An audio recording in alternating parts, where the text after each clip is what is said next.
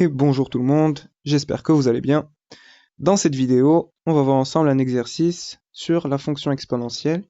Un exercice où on va faire l'étude d'une fonction avec l'exponentielle et le logarithme népérien. On a deux parties dans cet exercice. La première partie, soit f, la fonction définie sur R par f de x est égal à moins 1 sur 1 plus exponentielle de x plus le logarithme népérien de 1 plus exponentielle de x. Et c'est f, la courbe représentative de f dans un repère orthonormé OIJ. Étudier les variations de f et dresser son tableau de variations.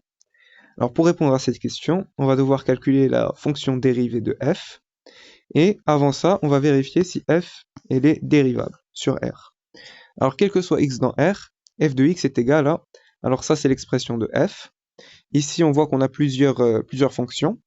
Tout d'abord, la fonction qui a x associe moins 1 sur 1 plus e de x est dérivable sur R comme quotient de deux fonctions dérivables sur R.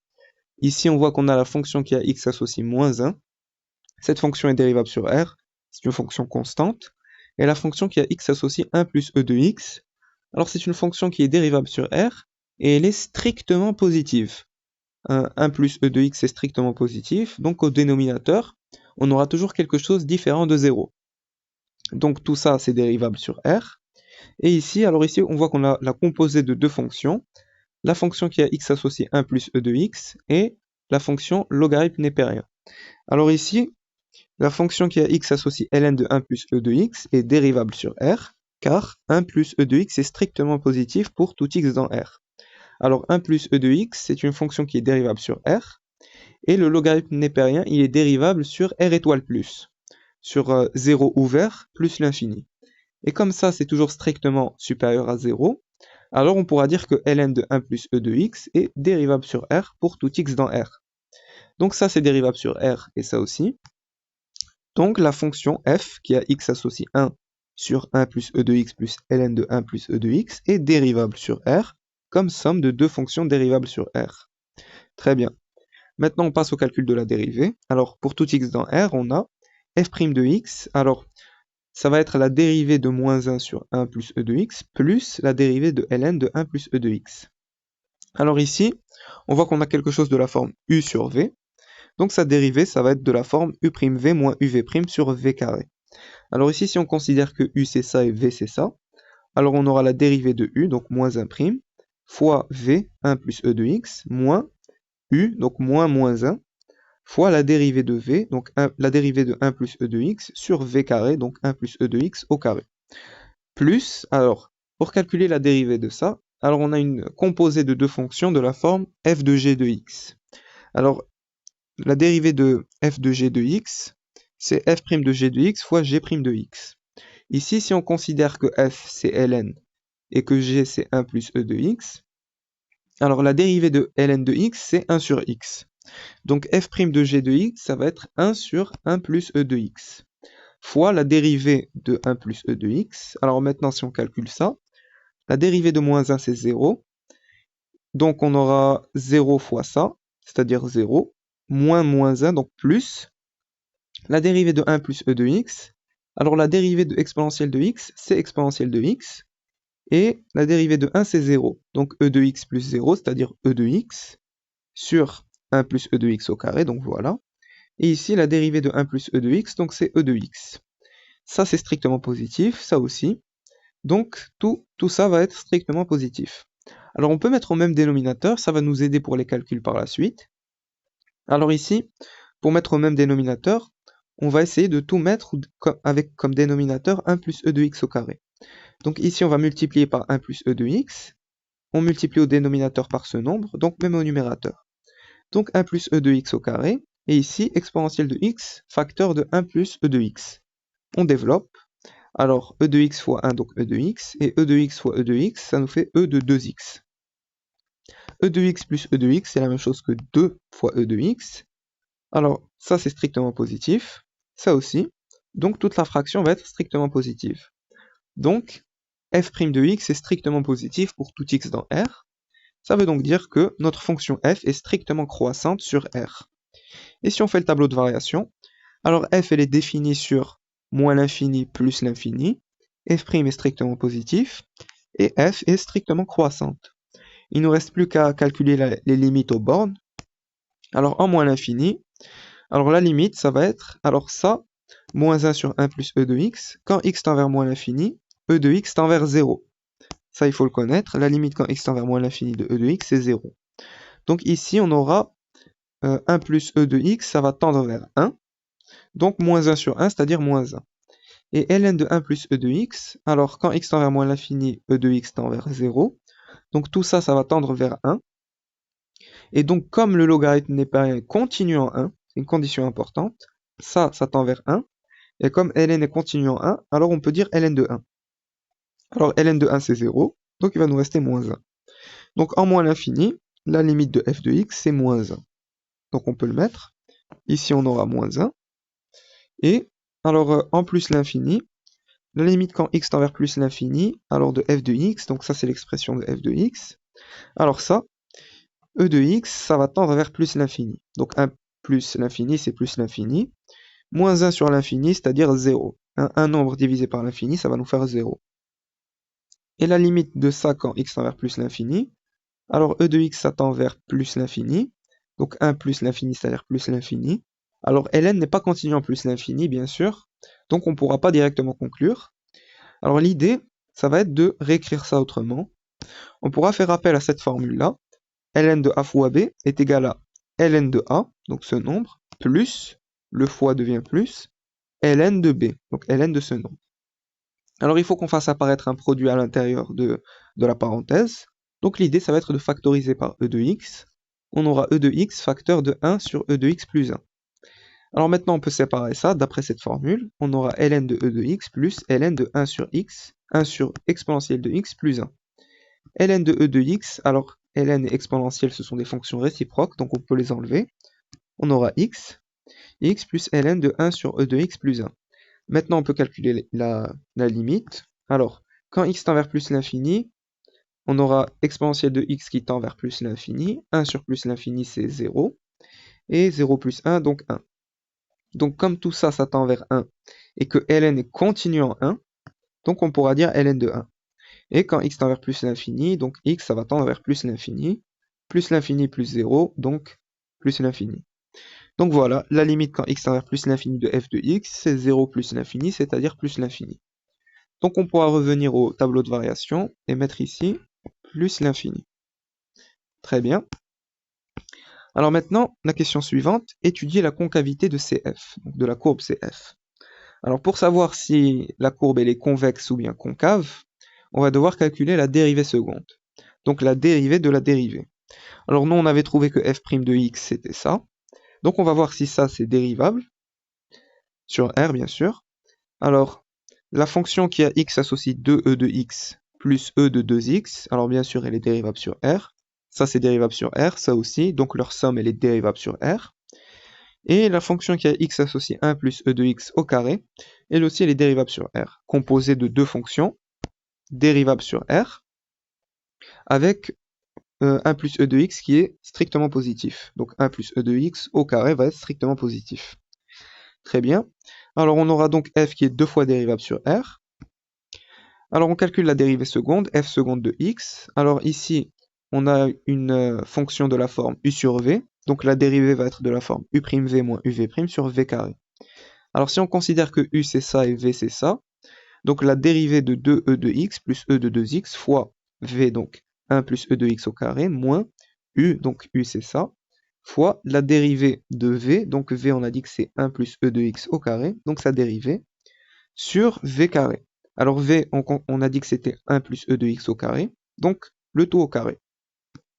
Alors la dérivée de ça, alors la dérivée de e de x, c'est e de x, donc la dérivée de 2 exponentielle de x, ça va être 2 exponentielle de x. La dérivée de exponentielle de 2x. Alors ici on a quelque chose de la forme e de u, et sa dérivée c'est u' e de u. Avec u ici c'est 2x, hein. U c'est une fonction ici, ici on a comme fonction 2x. Alors la dérivée de 2x c'est 2, donc on aura, d'après cette formule, 2 exponentielle de 2x, fois 1 plus e de x au carré, moins donc ça, fois, alors la dérivée de ça, donc on a quelque chose de la forme, on a une composée de deux fonctions, la fonction 1 plus e de x et la fonction au carré.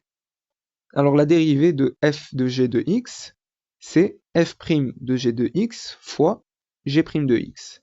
Alors si on considère que la fonction f c'est la fonction au carré et la fonction g c'est la fonction 1 plus e de x, alors on aura f' de g de x, c'est-à-dire 2 1 plus e de x, parce que la dérivée de x au carré c'est 2x, donc 2 1 plus e de x, f' de g de x, et la dérivée de 1 plus e de x, c'est e de x. Divisé, alors ici on a puissance 2, donc 2 puissances, c'est-à-dire leur produit, 2 fois 2, donc 4. Et là on voit qu'on pourra faire des simplifications. Ici on a 1 plus e de x, ici aussi et ici aussi. Donc si je simplifie ici, le carré va partir, donc 1 plus e de x. Et ici, on va descendre d'une puissance, donc à la place de puissance 4, on aura puissance 3. Ici, alors, on pourra factoriser, ou plutôt, alors déjà d'une part, on aura 2 e de x fois 1 plus e de x. Ouais. Donc si on factorise par 2 e de x, donc ici on aura 1 plus e de x. Ici, alors si on calcule ça, donc on a dit qu'on allait simplifier, il nous restera 2 exponentielle de x.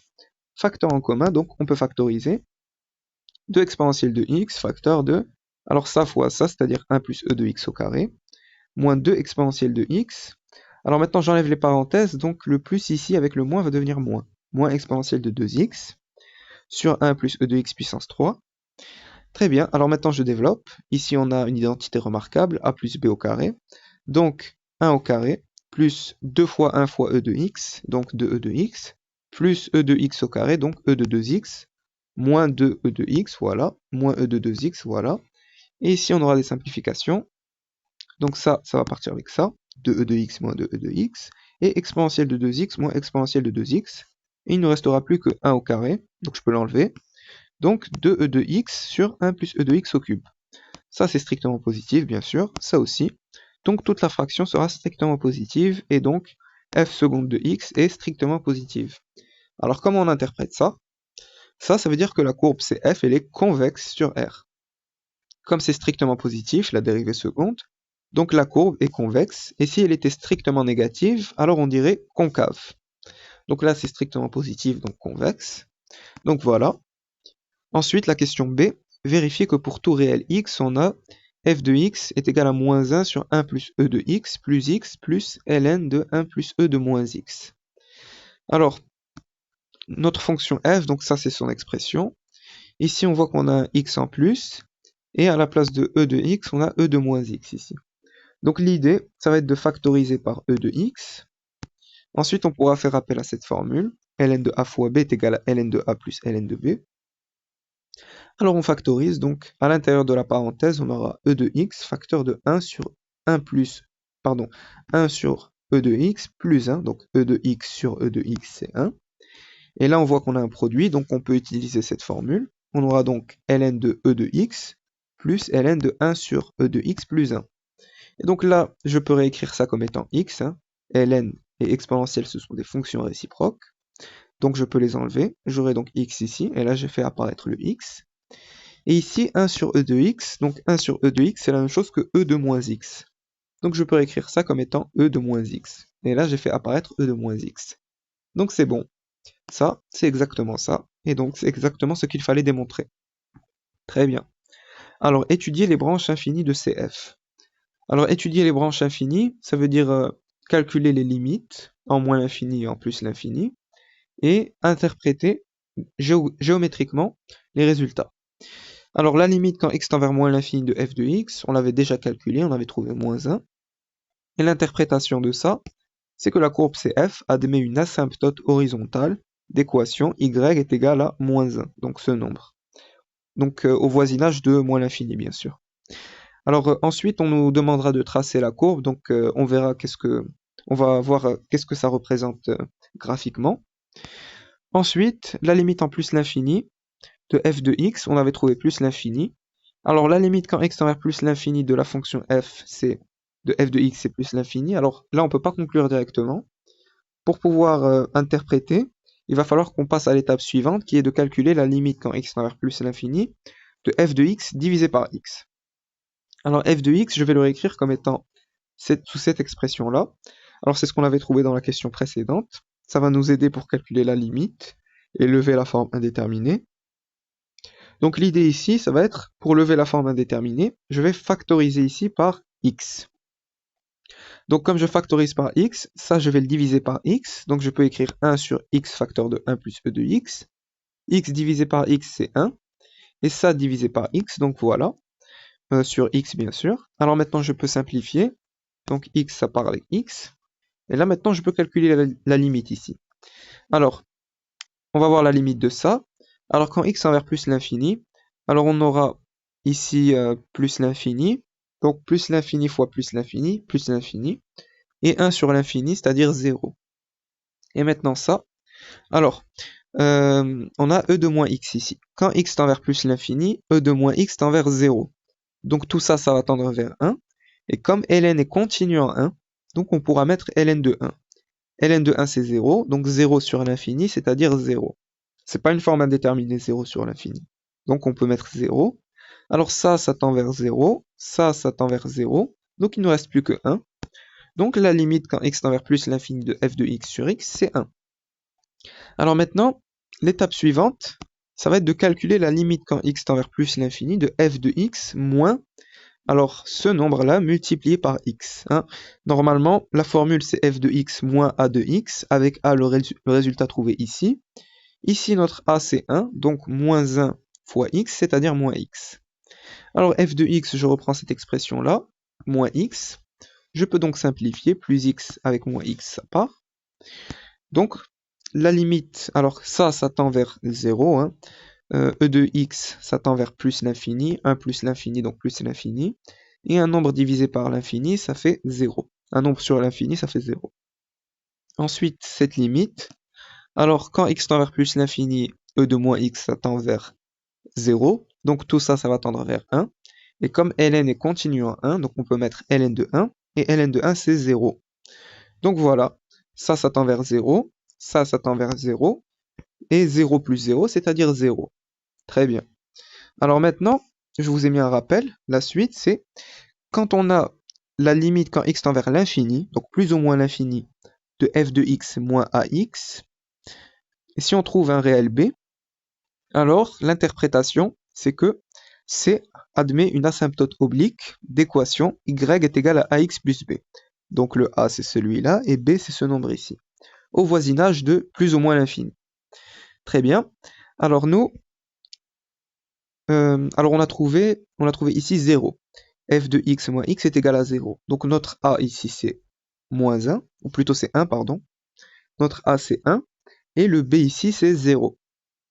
Donc on pourra dire que la courbe CF admet une asymptote oblique d'équation y est égal à, alors ax plus b. Notre a ici c'est 1, et notre b c'est 0.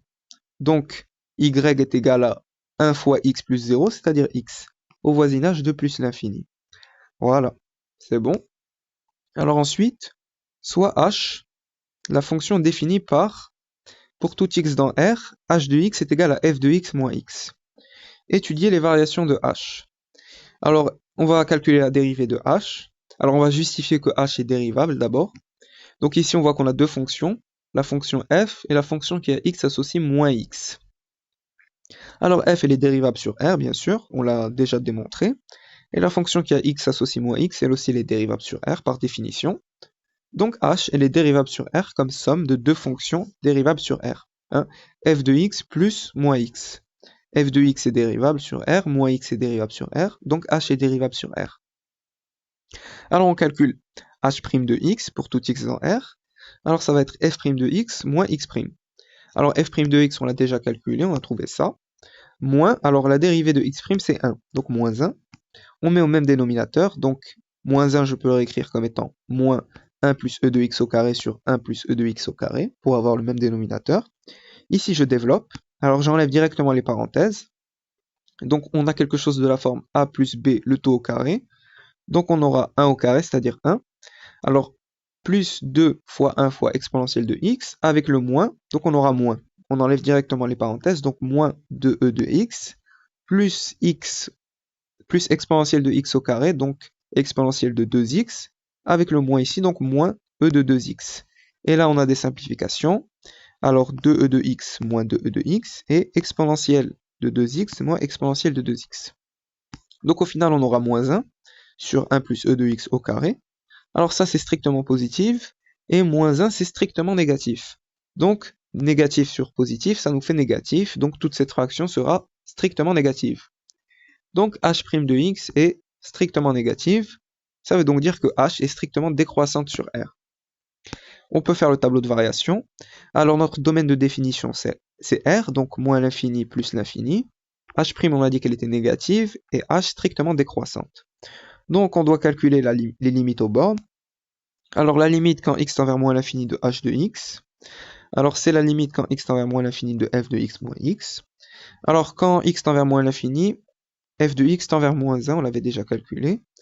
Et quand x tend vers moins l'infini, alors x tend vers moins l'infini. Donc, moins l'infini, c'est-à-dire moins 1 plus l'infini. Moins l'infini, c'est plus l'infini. Donc, moins 1 plus l'infini, c'est-à-dire plus l'infini. Et quand x tend vers plus l'infini, alors on aura la limite quand x tend vers plus l'infini de f de x moins x. Et ça, on l'avait déjà calculé. On l'avait déjà calculé quand on devait étudier les branches infinies de CF, et on avait trouvé 0. Donc ici, on pourra mettre 0 et plus l'infini. Très bien. Voilà. Alors ensuite, en déduire la position relative de la courbe CF par rapport à la droite delta d'équation y est égal à x. Alors, CF, c'est la courbe représentative de la fonction f de x, et la droite delta, elle est d'équation y est égal à x. Donc pour étudier la position relative, l'idée, ça va être de voir si f de x est inférieur ou bien supérieur à x. Donc en fait, ça revient à voir si f de x moins x est inférieur ou bien supérieur à 0. J'ai juste fait passer le x de l'autre côté. Et ça, justement, c'est quoi? C'est h de x. Donc on va voir si h de x est inférieur à 0 ou bien supérieur à 0. Alors c'est ce qu'on va faire. Alors, pour voir si h de x est inférieur ou bien supérieur à 0, on va faire appel au théorème de la bijection. Alors les deux conditions pour appliquer le théorème de la bijection. Il faut la continuité et la stricte monotonie. Nous on les a puisque la fonction h est continue et strictement décroissante sur R, donc continuité et stricte monotonie. Donc d'après le théorème de la bijection, elle réalise une bijection de, alors l'intervalle de h, donc c'est moins l'infini plus l'infini, vers l'image de cet intervalle, donc l'image de moins l'infini plus l'infini, par la fonction h. Alors on le calcule. Alors h elle est strictement décroissante, donc on va inverser l'ordre des bornes. On aura ici la limite en plus l'infini et ici la limite en moins l'infini. On les a déjà calculés, on a trouvé 0 et plus l'infini. Alors ça veut donc dire que h de x elle est strictement positive dans cet intervalle, donc r étoile plus, 0 plus l'infini. Donc h de x elle est strictement positive pour tout x dans R. Alors on remplace h de x par f de x moins x, strictement positif. On fait passer le x de l'autre côté. Donc f de x est strictement supérieur à x. Et c'est ce qu'on voulait justement. Donc de là, on pourra dire que la courbe CF, elle est au-dessus de la droite delta pour tout x dans R. Comme je vous l'avais dit, alors CF c'est la courbe représentative de f, et delta c'est la droite d'équation y est égale à x. Donc pour étudier la position de CF par rapport à delta, on devait savoir si f de x était supérieur ou inférieur à x. Comme f de x est supérieur strictement à x, alors CF est au-dessus de delta. Très bien. Alors maintenant, construire CF en mettant en évidence la tangente à CF au point d'abscisse 0. Alors nous, on sait que la courbe, on sait que la fonction f elle est strictement croissante, et on sait que la courbe CF, elle est convexe. Donc voilà, en orange, c'est ma courbe CF, elle est croissante et elle est convexe, donc au-dessus de toutes ces tangentes. On sait que elle a une asymptote horizontale au voisinage de moins l'infini. C'est la droite d'équation y est égale à 1. Donc voilà, asymptote horizontale au voisinage de moins l'infini. Elle a aussi une asymptote oblique, la droite delta d'équation y est égale à x, au voisinage de plus l'infini. Très bien, donc quand x tend vers plus l'infini, la courbe va se rapprocher de plus en plus de la droite delta. Très bien, alors Il nous reste à tracer à mettre en évidence la tangente au point d'abscisse 0. Alors on va devoir connaître l'équation de la tangente ici au point d'abscisse 0. Donc de façon générale, l'équation d'une tangente, elle s'écrit sous la forme y est égal à f' de a, facteur de x moins a plus f de a. Et ici, notre point a, ça va être le point 0. Le point d'abscisse 0 plutôt. Donc je remplace f' de 0 fois x moins 0 plus f de 0. Donc on doit calculer f' de 0 et f de 0. Alors f' de 0, c'est 2e de 0 plus e de 2 fois 0 sur 1 plus e de 0 au carré. Alors exponentielle de 0, c'est 1. Donc 2 fois 1 plus 1, tac, sur 1 plus 1 au carré. 2 plus 1, c'est 3. 2 au carré, donc 4. Alors on aura ici 3 quarts. Et f de 0. Alors f de 0, donc je remplace dans l'expression de f. Donc moins 1 sur 1 plus e de 0 plus ln de 1 plus e de 0. Alors ça c'est moins 1 demi et ça c'est ln de 2.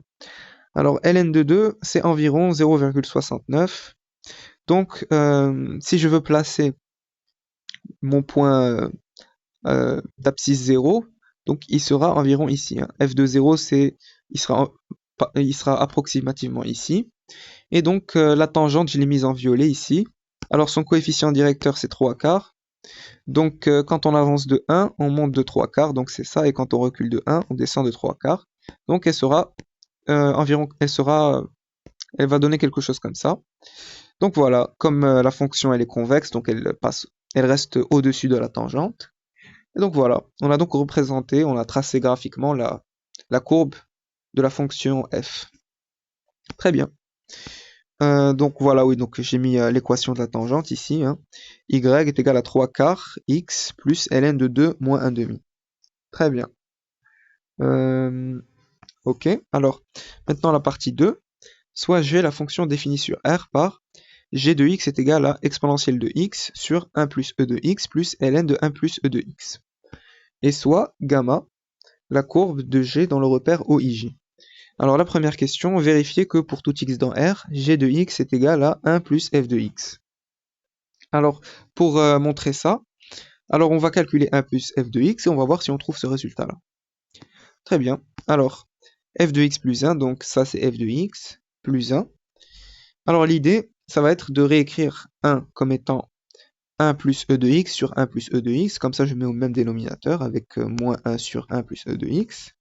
Alors ici, 1 plus e de x moins 1, donc on voit bien que le 1 il part avec le moins 1, donc il me restera e de x, donc le voilà, sur 1 plus e de x, plus ln de 1 plus e de x. Et c'est exactement ce qu'il fallait montrer, g de x. Donc g de x est égal à f de x plus 1. Très bien. Alors ensuite, la question suivante, en déduire le tableau de variation de g. Alors g c'est la fonction alors g de x est égal à f de x plus 1. Donc on calcule la dérivée. Alors la dérivée de g de x et g' de x, ça va être la dérivée de f de x plus 1. Donc on a une somme de deux fonctions, donc ça va être la dérivée de chacune, f' de x plus 1'. Alors 1' c'est 0, la dérivée de 1 c'est 0, donc il nous restera f'. Alors comme f' est... Alors pardon, c'est f ici. Hein. F. Tac. Comme alors f' est strictement positif, donc f est strictement croissante sur R. Et comme la dérivée de g elle est égale à la dérivée de f, donc g aussi sera strictement croissante sur R. Très bien. Alors maintenant, la question B, on nous demande d'en déduire la concavité de gamma, donc la courbe représentative de g. Alors ici, donc j'ai pas mis le tableau de variation de g, on peut le faire rapidement. Alors je vais le tracer ici, donc on aura moins l'infini, plus l'infini. Alors ici, donc le signe de g', donc g', on a dit que c'était positif, et elle est strictement croissante. Très bien. Alors la limite aux bornes, alors en fait, g de x c'est f de x plus 1. Donc en fait, quand on va calculer la limite, tout va se décaler de 1. Donc on avait moins 1 ici pour f, donc ici on aura 0. Et ici on avait plus l'infini, donc plus l'infini. Très bien. Ok, alors maintenant, alors on nous demande la concavité, c'est ça, la concavité de gamma. Alors on va calculer la dérivée seconde. Donc comme on sait que g' de x, c'est f' de x, donc g seconde de x, ça va être f seconde de x. Comme f seconde de x, elle est convexe, donc g aussi sera convexe sur R. Voilà. Ensuite, en déduire les branches infinies de gamma.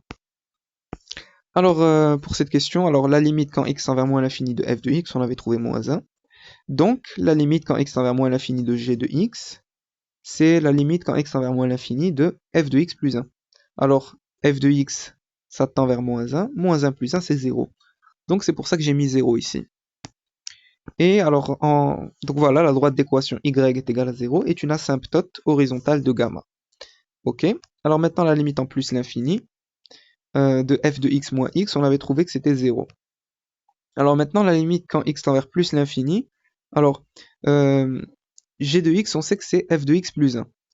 Donc f de x, alors je vais l'écrire, on a que g de x, c'est f de x plus 1. Donc f de x, ça va être g de x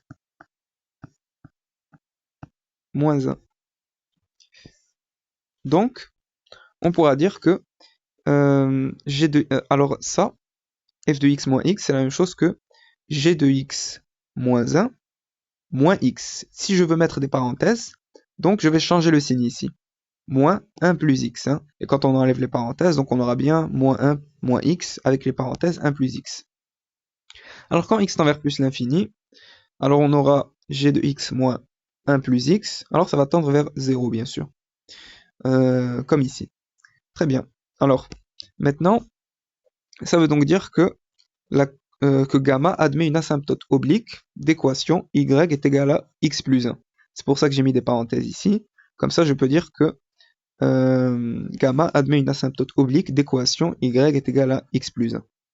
Très bien. Alors, maintenant, ensuite, on nous demande de tracer gamma. Alors, si on veut tracer gamma, en fait, on va tout décaler de une unité vers le haut. Hein, on a dit une asymptote horizontale au voisinage de moins l'infini, la droite d'équation y est égale à 0. Une asymptote oblique, la droite d'équation y est égale à x plus 1. La courbe gamma, elle est croissante et convexe, donc elle monte comme ça, elle se rapproche de la droite d'équation y est égale à x plus 1. Et alors on ne nous a pas demandé de tracer la tangente, donc c'est bon. Donc voilà, on a tracé gamma dans un repère. Donc on a terminé cet exercice. J'espère que cette vidéo vous a plu. N'hésitez pas à partager, n'hésitez pas à mettre vos remarques et vos suggestions en commentaire, et à très bientôt.